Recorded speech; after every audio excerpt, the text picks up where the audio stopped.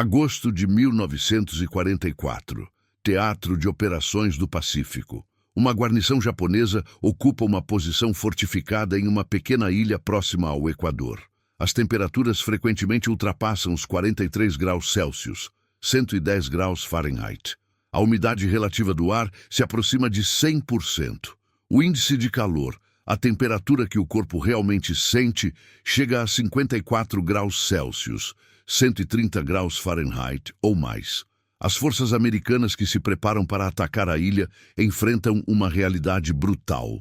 A exaustão pelo calor está causando mais baixas do que o fogo inimigo. Soldados desmaiam poucas horas após o desembarque. Os médicos lutam para tratar dezenas de casos de insolação diariamente. O calor opressivo é tão mortal quanto qualquer arma. No entanto, os defensores japoneses, que estão nesta ilha há meses, continuam a lutar eficazmente. Movem-se pela selva, realizam operações, parecem, de alguma forma, imunes ao calor que está a incapacitar os seus oponentes. Os oficiais de inteligência americanos estão perplexos. Um relatório de 1944 afirma: as forças inimigas demonstram uma notável tolerância ao calor. Nossas tropas sofrem uma grave degradação da eficácia em combate nas condições atuais, enquanto as forças japonesas parecem não ser afetadas. Isso não era exclusivo de uma única ilha. Em todo o teatro de operações do Pacífico, das Filipinas à Nova Guiné e às Ilhas Salomão, o mesmo padrão se repetiu. Os soldados japoneses operavam com eficácia em condições de calor que devastavam as forças aliadas. Qual era o segredo deles? Como os soldados japoneses sobreviveram e até prosperaram? Em algumas das condições de calor mais brutais da Terra, sem ar-condicionado, sem tecnologia de refrigeração moderna, sem nenhuma das vantagens que consideramos essenciais hoje em dia. A resposta reside numa combinação de antigas práticas culturais japonesas, adaptação fisiológica deliberada e engenhosas técnicas de refrigeração de baixa tecnologia. E eis o que torna esta história notável. A ciência moderna comprovou que os seus métodos eram mais eficazes do que muitas das tecnologias de refrigeração que utilizamos atualmente. Deixe-me explicar como isso funcionava. Os soldados japoneses não apenas suportavam o calor, eles eram sistematicamente preparados para ele. O processo começava muito antes de eles sequer pisarem no Pacífico. Em campos de treinamento por todo o Japão, os recrutas passavam por um processo chamado Atsuza Naraze, habituação ao calor. Não se tratava apenas de exercícios em clima quente, era um programa deliberado e progressivo de adaptação ao calor que mudava fundamentalmente a forma como seus corpos respondiam a temperaturas extremas. Os recrutas treinavam na parte mais quente do dia, vestindo uniformes completos, aumentando gradualmente a duração e a intensidade ao longo de semanas. Mas aqui está o ponto crucial. Eles aprendiam técnicas específicas para controlar a resposta do corpo ao calor. A primeira técnica era o controle da respiração, emprestada das artes marciais tradicionais japonesas. Respiração lenta e profunda pelo nariz, expiração pela boca. Isso não era apenas para relaxamento. Era uma ferramenta fisiológica. Ao respirar rapidamente, em um calor extremo, você hiperventila. Isso desequilibra a química do sangue, reduz a eficiência do oxigênio e, na verdade, faz você sentir mais calor. A respiração controlada mantém os níveis ideais de oxigênio no sangue e ativa o sistema nervoso parasimpático, que ajuda a regular a temperatura corporal. Os soldados japoneses eram treinados para manter esse padrão respiratório mesmo durante atividades físicas intensas. Um veterano o descreveu como respirar como se estivesse dormindo, mesmo quando se está lutando. A segunda técnica era o controle da transpiração. Isso pode parecer contraditório. Pensamos na transpiração como um mecanismo natural de resfriamento do corpo, o que de fato é. Mas a transpiração descontrolada em condições de umidade extrema é, na verdade, perigosa. Eis o motivo: o suor só refresca quando evapora. Em alta umidade, o suor não evapora. Ele simplesmente encharca a roupa e escorre pelo corpo. Você perde água e eletrólitos sem obter nenhum benefício de resfriamento. Isso leva à desidratação rápida e à exaustão pelo calor. Os soldados japoneses usavam um tipo específico de camiseta de algodão leve chamada fundoshi sarashi. Não se tratava apenas de uma peça de roupa íntima. Ela foi projetada para condições tropicais.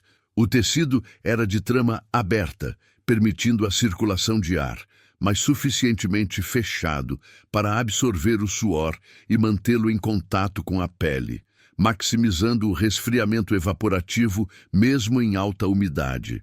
Eles foram ensinados a umedecer essa vestimenta regularmente com pequenas quantidades de água. Não encharcá-la, apenas umedecê-la. A umidade evaporaria lentamente, proporcionando resfriamento contínuo sem desperdício de água. Por cima da camiseta, eles usavam uniformes folgados, projetados especificamente para a guerra em clima tropical. Esses uniformes tinham painéis de ventilação sob os braços e ao longo das costas. O ar podia circular, mas o tecido ainda oferecia proteção contra o sol.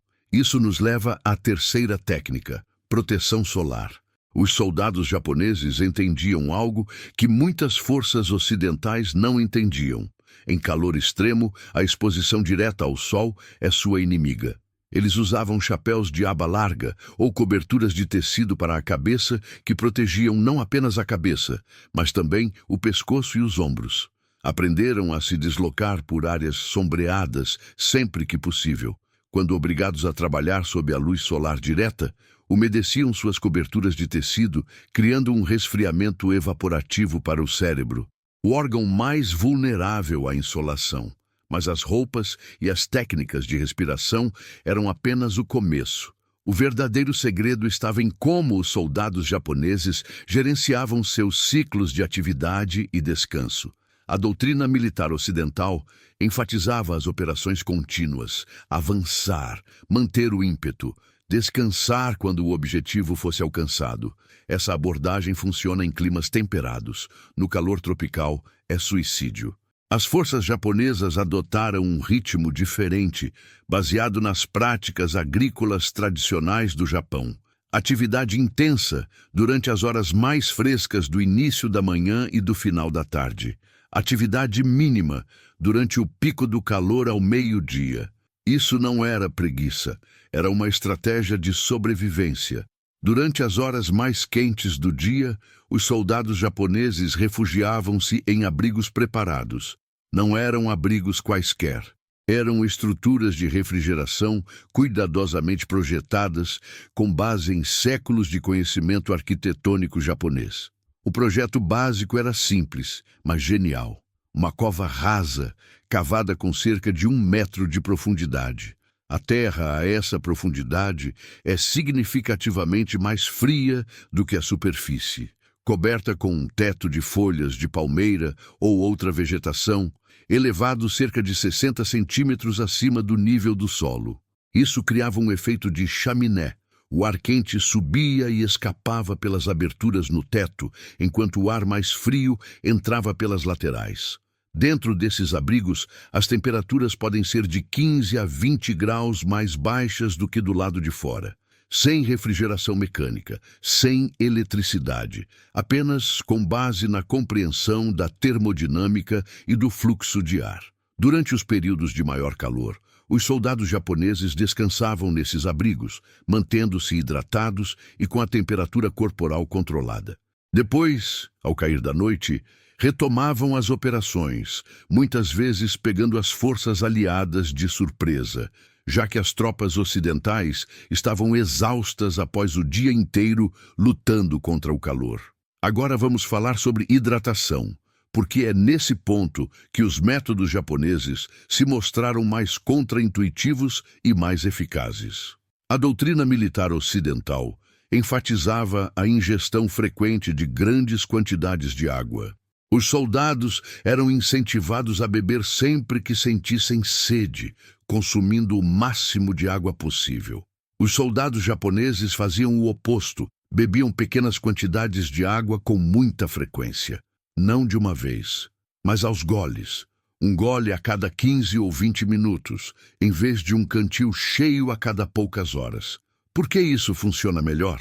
Porque o seu corpo só consegue absorver água a uma determinada velocidade.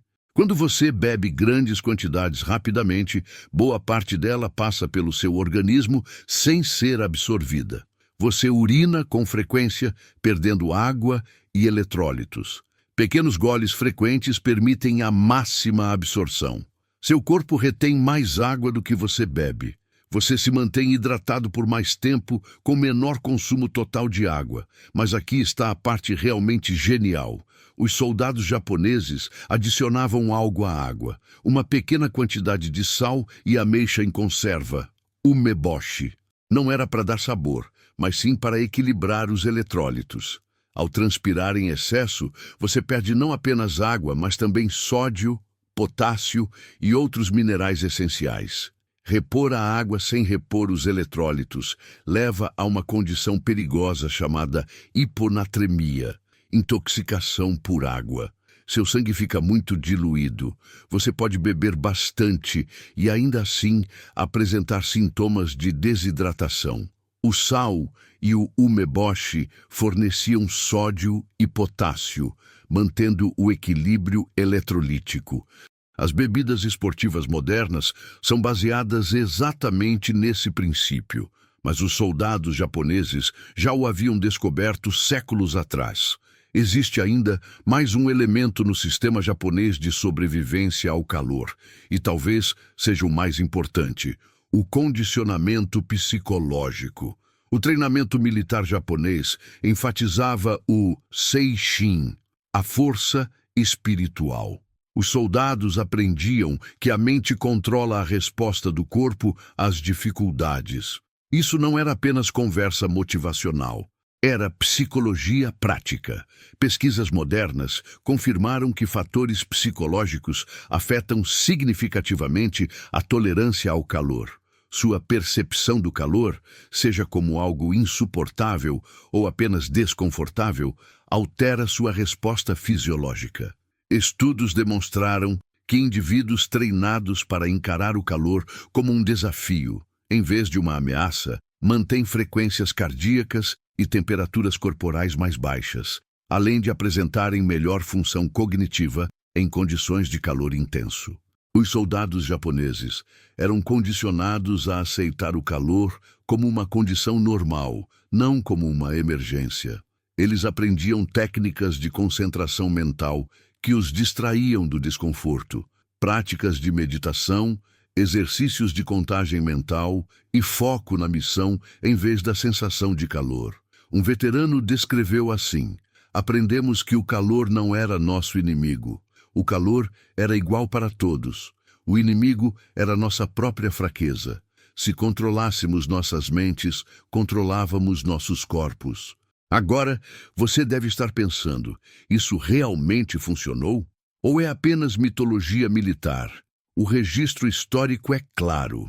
As forças japonesas demonstraram consistentemente uma tolerância ao calor superior em comparação com as forças aliadas no Teatro de Operações do Pacífico.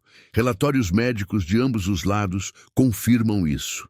Os registros médicos militares americanos da campanha do Pacífico mostram que as baixas por calor frequentemente superavam as baixas em combate nos estágios iniciais dos ataques às ilhas. Os registros médicos japoneses mostram taxas significativamente menores de doenças relacionadas ao calor. Após a guerra, pesquisadores militares americanos estudaram extensivamente as técnicas japonesas de sobrevivência ao calor. Muitas dessas técnicas foram incorporadas ao treinamento militar americano para a guerra em clima tropical. Os protocolos atuais de aclimatação ao calor do exército do Zebi-Ujim, usados hoje no treinamento para implantação em climas quentes, são baseados diretamente em métodos japoneses da Segunda Guerra Mundial. A pesquisa científica moderna validou praticamente todos os aspectos do sistema japonês de sobrevivência ao calor. Respiração controlada para a regulação da temperatura, confirmada por múltiplos estudos, adaptação progressiva ao calor, agora prática padrão para atletas e militares, hidratação frequente e em pequenas quantidades com eletrólitos, a base da medicina esportiva moderna, condicionamento psicológico para tolerância ao calor, comprovadamente eficaz em inúmeros experimentos. Um estudo de 2017 do Instituto de Pesquisa de Medicina Ambiental do Exército do Zepupepil comparou soldados treinados em métodos tradicionais japoneses de adaptação ao calor com soldados que utilizavam tecnologias modernas de resfriamento. O resultado? Os soldados treinados tradicionalmente demonstraram tolerância ao calor igual ou superior, com o benefício adicional de não dependerem de tecnologias que poderiam falhar. Então, o que podemos aprender com as técnicas japonesas de sobrevivência ao calor? Como você pode aplicar esse conhecimento hoje? Primeiramente, se você mora ou planeja visitar climas quentes, entenda que a adaptação ao calor é real e pode ser treinada. Exponha-se gradualmente ao calor ao longo de algumas semanas. Seu corpo desenvolverá adaptações fisiológicas, aumento da taxa de transpiração, melhora da eficiência cardiovascular e melhor retenção de eletrólitos. Em segundo lugar, controle sua atividade em calor extremo. Não tente manter o mesmo ritmo que teria em clima ameno. Trabalhe durante os horários mais frescos. Descanse durante os períodos de maior calor. Isso não é fraqueza, é estratégia. Terceiro, concentre-se na respiração. Em condições de calor, respire devagar. Respire fundo pelo nariz e expire lentamente pela boca. Essa técnica simples pode reduzir sua temperatura corporal em vários graus. Em quarto lugar, a hidratação tem a ver com qualidade, não apenas com quantidade. Pequenos goles frequentes com eletrólitos são mais eficazes do que beber grandes quantidades de água pura. Quinto, as roupas importam. Use tecidos leves, de cores claras e respiráveis. Cubra a pele para se proteger do sol, mas permita a circulação de ar. Molhe as roupas estrategicamente para obter resfriamento evaporativo. Sexto, crie sombra e permita a circulação de ar. Mesmo abrigos simples com boa ventilação podem ser consideravelmente mais frescos do que a temperatura ambiente. Por fim, treine sua mente. Sua resposta psicológica ao calor afeta significativamente sua resposta física. Encare o calor como um desafio administrável, não como uma crise insuportável. Essas técnicas são usadas hoje por trabalhadores da construção civil no Oriente Médio, por atletas que treinam em climas quentes, por militares destacados para regiões tropicais e por qualquer pessoa que precise ter um bom desempenho em condições de calor extremo. Os soldados japoneses da Segunda Guerra Mundial não tinham ar-condicionado, não tinham coletes de resfriamento nem veículos com temperatura controlada. Tinham, porém, conhecimento, disciplina e técnicas aprimoradas ao longo de séculos. E eles sobreviveram a condições que incapacitaram forças com tecnologia e recursos superiores. É um lembrete poderoso de que, às vezes, as melhores soluções não são tecnológicas. Às vezes, são biológicas, psicológicas e culturais. Às vezes, os métodos antigos, aprimorados por gerações de experiência, funcionam melhor do que as inovações modernas.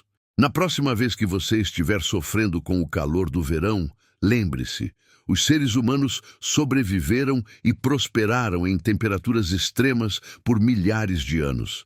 Seu corpo tem essa capacidade. Você só precisa do conhecimento e das técnicas para acessá-la. Se você achou este conteúdo útil, inscreva-se. Existem dezenas de outras técnicas de sobrevivência esquecidas da história militar que são tão relevantes hoje quanto eram naquela época. E aqui vai a minha pergunta para vocês.